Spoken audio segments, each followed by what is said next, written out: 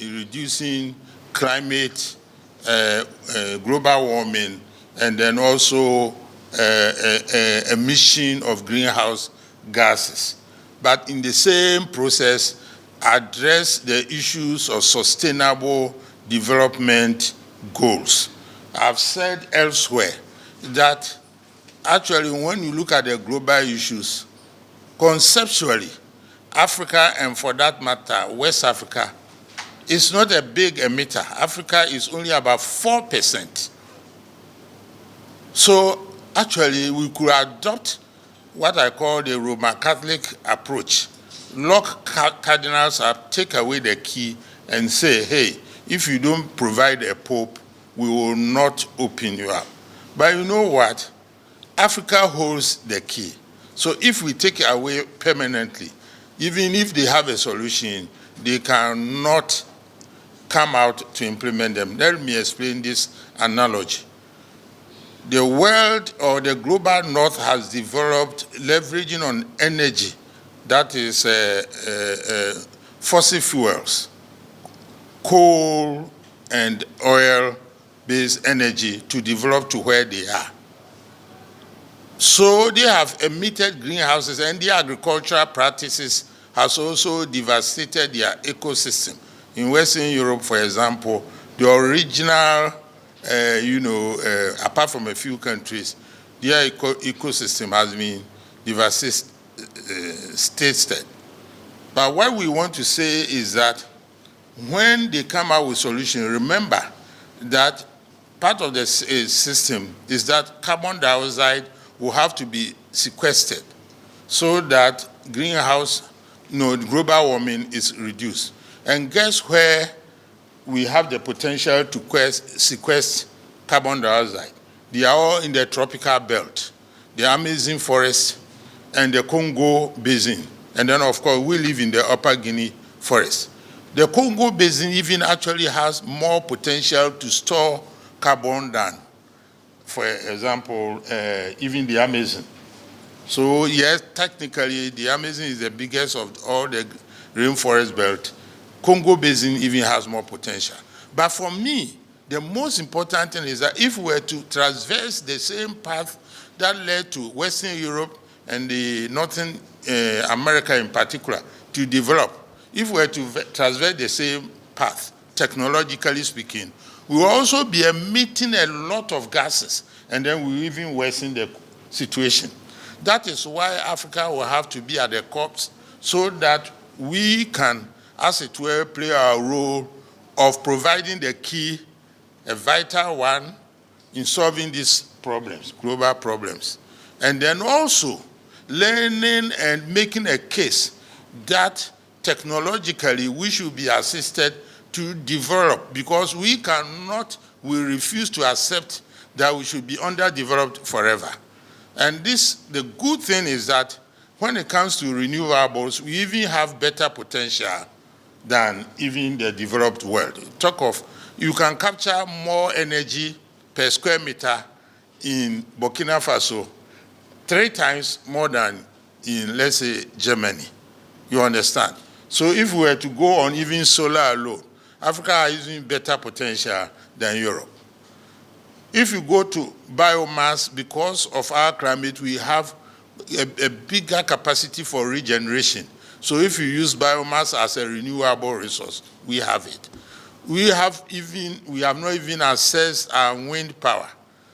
Kenya is leveraging geothermal power. We, even in West Africa, we do not even have, we have not even accessed it. So we have a huge potential in these alternate energy systems so that we can bypass the dirty fuels, so to speak. So that's how we see it. That is why we are very, very vocal on climate issues. We can contribute to the mitigation, we can help, or we can leverage technology for adaptation, and then we also develop. Our systems are not rigid, and so we can develop and then not traverse the path that the global north has traversed. Wascal is a new, relatively speaking, a new entity. But most of the issues that are going to be discussed are technologically based, and then also intermediaries as to how to get our projects and programs running to address these climate issues. For example, in my speech, you heard that we have a prototype system in Jankoba, the Ashanti region near Nkawie, where we are turning energy, urban waste, into producing energy, so that we are solving the waste problems and then also producing energy in the process, recycling plastics and using a system of called pyrolysis, where the plastics which cannot be recycled for whatever reason are burnt at very high temperatures. The good thing is that at that time, the net effect is that they capture atmospheric carbon dioxide.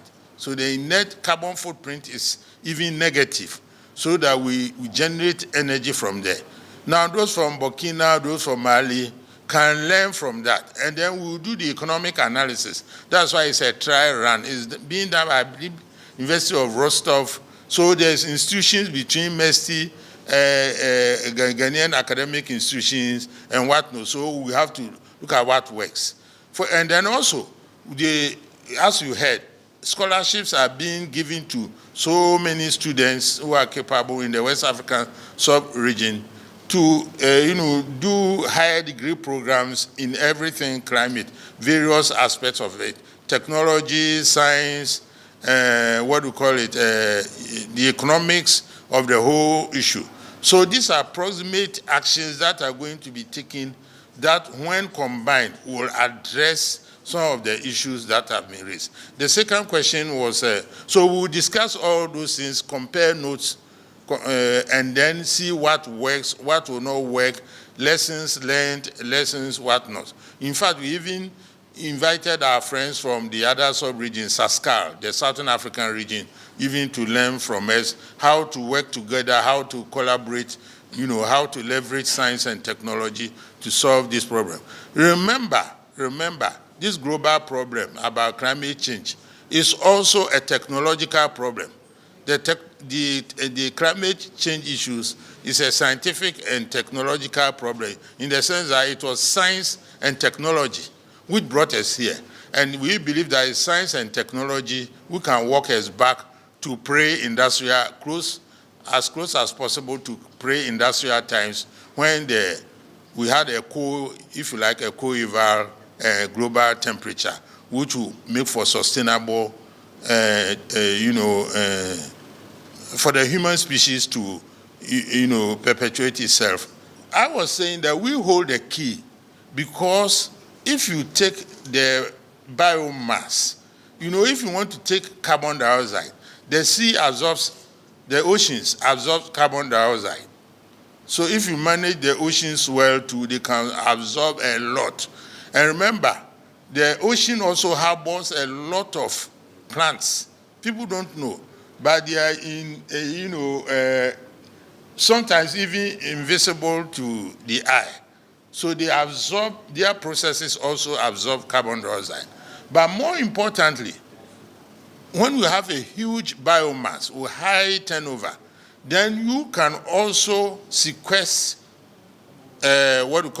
carbon dioxide. For example, if you take the Congo Basin, they have the capacity to store a lot of carbon as plants, you understand? So if we have those basins, the forest estates there, being managed well in a sustainable manner, first of all, they will not contribute, because the carbon releases will not be high. Let me give you a practical example. Gabon, for example, 80% of Gabon is still tropical forest, and they are a net sequester of carbon dioxide. It means somebody dirtying the atmosphere somewhere in, let's say, Western Europe or China, because these gases know no boundaries. Gabon takes they act as a carbon sink. So the carbon dioxide is sequestered there through the process of photosynthesis and whatnot. But if we make development, we do not check these things and we also mount an assault on our tropical forests. One, we'll be contributing to releasing a lot of carbon dioxide into the air. And then two, the capacity even to absorb carbon dioxide elsewhere is lost. That is why we have brought carbon trading into this. And I do not want to go off tangent, but even it's happening in Ghana now. Minister Bujinapo has, the RED Plus process. We had our act together, and in Sharm el-Sheikh, our framework, we adored it under Article 6.4 of the Paris Agreement. So it made it possible for the Ministry of Lands and Natural Resources to do an integrated farming where, or if you like, agroforestry, where farmers will plant, forest species like Terminalia, that is Ofram and Emere, when they are fast growing. So when they can actually calculate the carbon that we have sequestered, and then Ghana gets a compensation. Minister Jinapo has actually, and it was all done by Messi the other time, he said, you should be giving us credit. My ministry is an enabler. That's why you don't hear about us. We make things happen for other ministers. You understand? But we did that, and they are able. Now I just came from Abu Dhabi. We made a contribution for loss and damage. We are exploring the possibility that this Akosombo thing that has happened, that we will be eligible. So we have gone to work. Only recently I sent Kokofu to go to Akosombo and where this thing happened. So they will do all the technical assessments so that will be in compliance. Look, the funds are ready with regard to loss and damage, for example, except that now we are debating in the World Forum where to house those funds, which entity to disburse those funds. I won't mention names. So it is not like an exotic thing. It is the money, actually 200 billion, is ready. The donors have given it for loss and damage, especially for small island states, the SIDS, the states. So it is not like an academic thing. It's not a sterile thing. It's happening. But there are things that will have to be settled, like double counting, like to prevent fraud, like to do that. Those things are legitimate things that has to be addressed. Once we address them, we will take our case. And then even the real McCoy for Ghana is adaptation. So we have to end this, we have an adaptation program. Part of it is what has brought Wascal into this whole picture. So we have to get prototype of programs that will be working with research institutions, with Ministry of Agri, with Forestry Services Division, because we have to tie that. Even with trade, we have to tie all these things with our sustainable development goals.